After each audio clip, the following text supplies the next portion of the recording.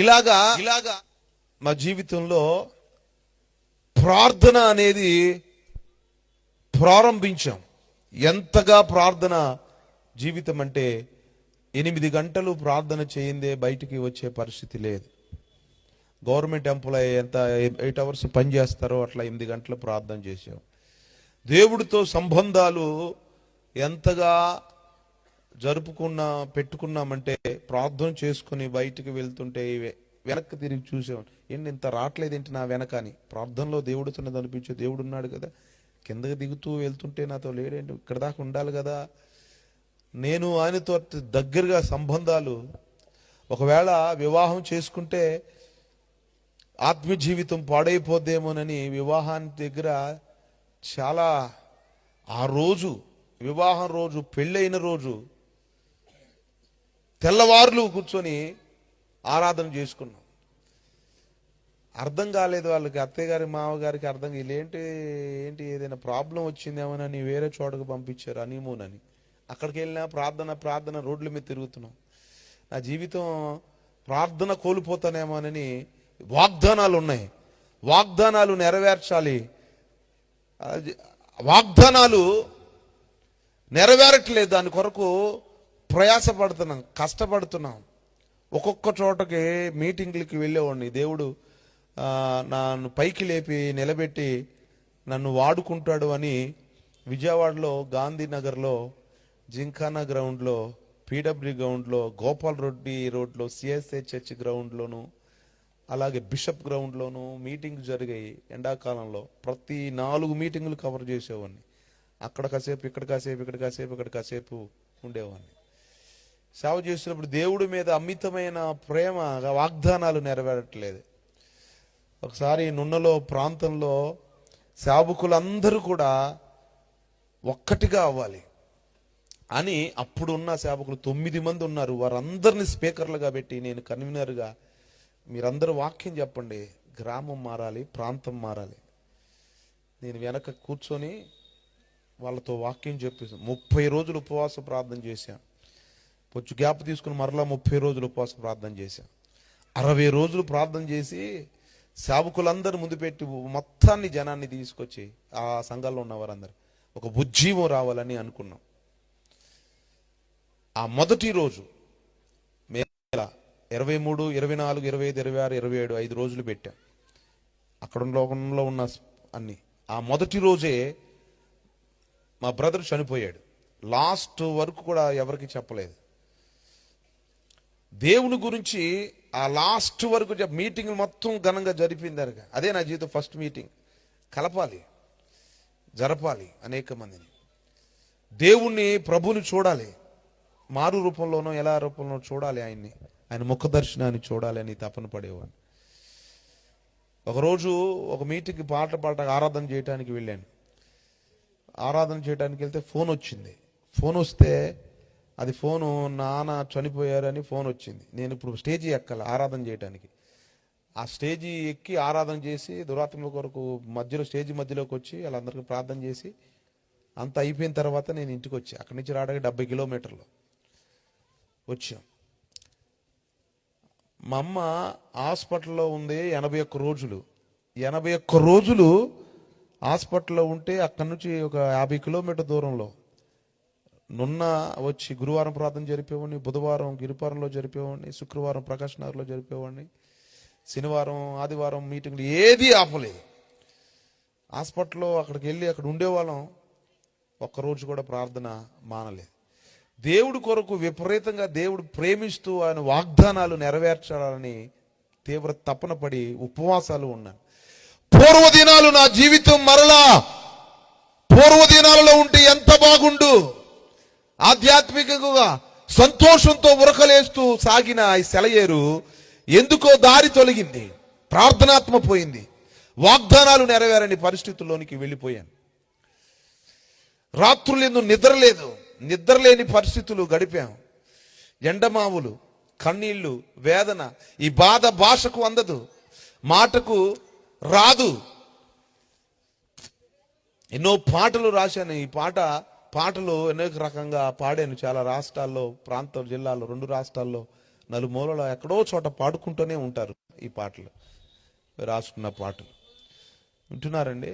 ఈ బాధని విలాపం చెప్పుకోవడానికి మనుషులు ఉండేవాళ్ళు కాదు. ఆ బాధ గోడు వినటానికి ప్రజలు ఏ భాషతో చెప్పాలో అర్థమయ్యేది కాదు. 17 సార్లు ఆత్మహత్య చేసుకోవాలని నిర్ణయించుకున్నాం. నిజంగా అన్ని రోజులు పరిచర్య చేస్తూ కూడా ఒక వైరాగ్యం వచ్చి దేవుడు వరద నెరవేట్ల. అప్పటికి 25 సంవత్సరాలు అయిపోయి ఉపవాస ప్రార్థన చేసి 40 రోజులు ఉపవాస ప్రార్థన చేస్తూ ఉన్నాం. ఇదే చివరి ఉపవాస ప్రార్థనలని ముందుగానే అనుకున్నాం. ఇక రేపుడుతో ఉపవాస ప్రార్థనలు అయిపోతే అప్పగింపబడిన రాత్రి. ఇది అయిపోయినాక గుడ్ ఫ్రైడే తర్వాత బాప్తీసాలు ఎవరైనా సమర్పించుకుంటే తర్వాత ఈస్టర్, తర్వాత ఇక నేను ఆ పరిస్థితిని విడిచిపెట్టి ఇక వాగ్దానాలు నెరవేరవు. ఇన్ని సంవత్సరాలు ఆయన స్వరం వినపడటం లేదు. నడి సముద్రంలో నేను ఉన్నాను, దారి వెంట వెలుగు లేదు, ఎక్కడికి వెళ్ళాలో తెలియదు, ప్రయాణం మాత్రం ఆగటం లేదు. నా బలహీనతలు నన్ను ముంచి వేస్తూ ఉన్నాయి. వెనక వెంటాడుతున్నాడు సైతాను, నన్ను జల్లెడు వేస్తున్నాడు. తిరిగి వెనక్కి వెళ్ళిపోదామా అంటే వెళ్ళబుద్ధి కావటం లేదు. నన్ను చేరదీయట్లేదు, నన్ను త్రోసివేయట్లేదు. ఏం చెయ్యాలి? నా వాగ్దానం మాత్రం నెరవేరక మానదు.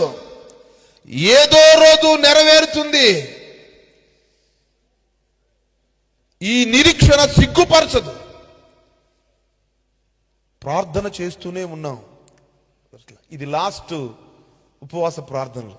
ఈ వైరాగ్యాల మధ్య ఉన్నాం. ఇది సరిగ్గా 2023 ఏప్రిల్ 6వ తారీఖున ఇటు సేవని పరిచర్యని వాగ్దానాలు అబ్రహాం 25 సంవత్సరాలు ఎదురు చూశాడు. ఆ టైంలో ఇక లాస్ట్ అండ్ ఫైనల్ అప్పగింపబడిన రాత్రి చేసి నేను విరమించుకోవడం మంచిది. ఎందుకంటే నేను సక్సెస్ఫుల్ మనిషిని కాదు. పోరాటాలు.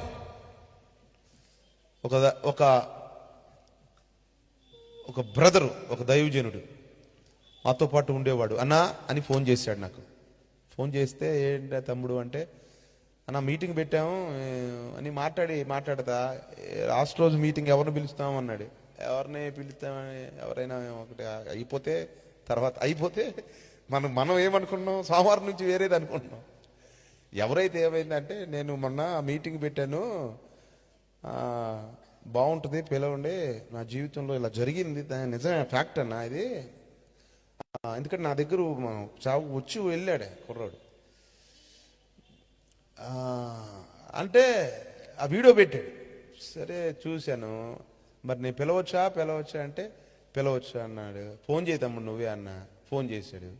నువ్వు కూడా ఒక మాట చెప్పన్నా అంటే నేను ఒక మాట ఫోన్ చేస్తే ఏప్రిల్ 6వ తారీఖు చివరి రోజు ప్రవక్త నాయన్ జాషువా గారు ఆ ఫోన్ చేసి ఆ మీటింగ్కి రామని ఆహ్వానించాం. ఆ రోజు ప్రవక్త నాయన్ జాషువా గారు వాక్యం చెప్పడానికి ఆ రోజు వచ్చారు. అదంతా గలిబిలి గందరగోళంగా కొంతమందే వచ్చారు.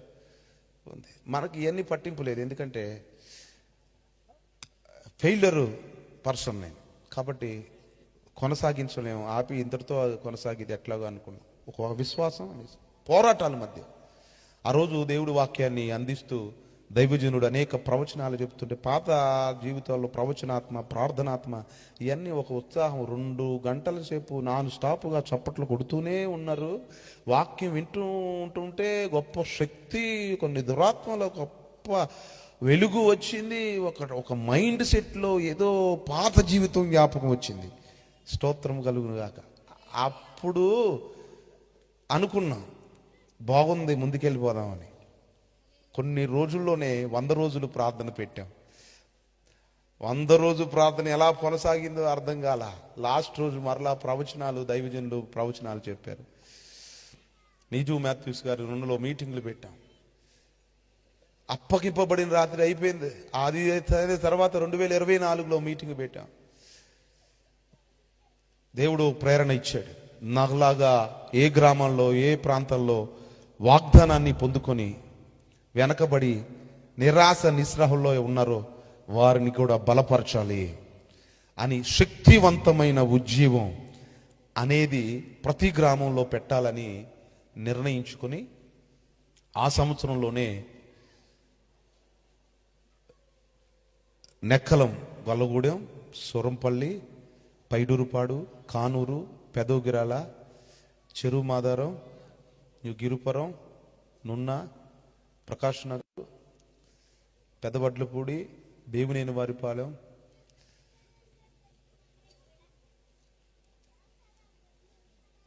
దాదాపు 12 సభలు జరిపాం. ఆ టైటిల్ మరలా జీవితాన్ని ప్రారంభించవచ్చు. నేను ఆధ్యాత్మికంగా ఆ జీవితాన్ని మరలా ప్రారంభించాను. వాగ్దానాలు నెరవేర్పు జరిగింది. అలాగా జరుపుకుంటూ వచ్చి ప్రతి సంవత్సరం ఒక 10 చోట్లైనా సరే శక్తివంతమైన ఉజ్జీవాలు పెట్టాలని ఆలోచనతో మరలా 2వ సంవత్సరం కూడా సూరంపల్లి ప్రాంతంలో శక్తివంతమైన ఉజ్జీవాన్ని పెట్టడం జరిగింది. ఇది భారంతో కొన్ని సంవత్సరాల పాటు ప్రయాసలో దేవుడు కలిగిన ఉపకారాలకి మేలుకి నాలాంటి వారు నిరాశ నిస్పృహల్లో వాగ్దానాలు నెరవేరక స్ట్రగుల్లో ఉన్నవారు మేల్కొలిపి లేపబడి మరలా జీవితాన్ని ప్రారంభిస్తారేమోనని ఆశతో ప్రయాసతో పెట్టే మీటింగ్లు ఇవి. కాబట్టి మీరు కూడా ఈ రోజున వ్యాపారంలో, కుటుంబ జీవితాల్లో విడిపోయిన వారు, ఆర్థిక పరిస్థితుల్లో నలిగిపోయిన వారు, మొదట ఆనందంగా జీవించిన వారు, అనేక రకాలుగా వెనకబడిపోయిన వారు మీరు అనుకుంటూ ఉండొచ్చు నా జీవితం ఇంతటితో అయిపోయిందని. లేదు, మీ జీవితం ఈ రోజే మరలా ప్రారంభమవుతుంది. హల్లెలూయా. మరలా మీ జీవితం పునరుద్ధరణ చెందుతుంది. దేవుడు దానికి సాక్షి నేనే. ఇదిగో మరలా మీ జీవితం ప్రారంభమవుతుంది. ప్రవక్త నాయన జాషువా గారు పలికిన మాటలు, ఆ వచనాలు దాని శ్రద్ధగా మీరు విని ఆలోచించి అర్థం చేసుకుని ప్రతి మాటని శ్రద్ధగా వాక్యం విని దాన్ని గైకొనాలని ప్రభు పేరట మనవి చేస్తున్నాను.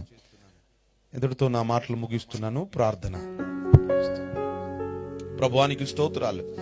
ప్రభువా, ఈ జీవితాలలో ఎవరైతే జీవితాన్ని అలాగా అసంతృప్తిగా జీవిస్తున్నారో సమాధానంతో, వారు ఈ రోజు మరలా జీవితాన్ని ప్రారంభించాలని అద్భుతమైనటువంటి స్కెచర్, అద్భుతమైనటువంటి ట్రాక్ లో వారి జీవితం మరలా పరుగులు తీయాలని కోరుకుంటున్నాను. దయచేసి నీ సన్నిధి, సహవా సన్నిధి, ముఖకాంతి ఈ స్థలములో ఉంచి బలపరచమని యేసు పరిశుద్ధ నామములో ప్రార్థిస్తున్నాము తండ్రి. ఆమేన్.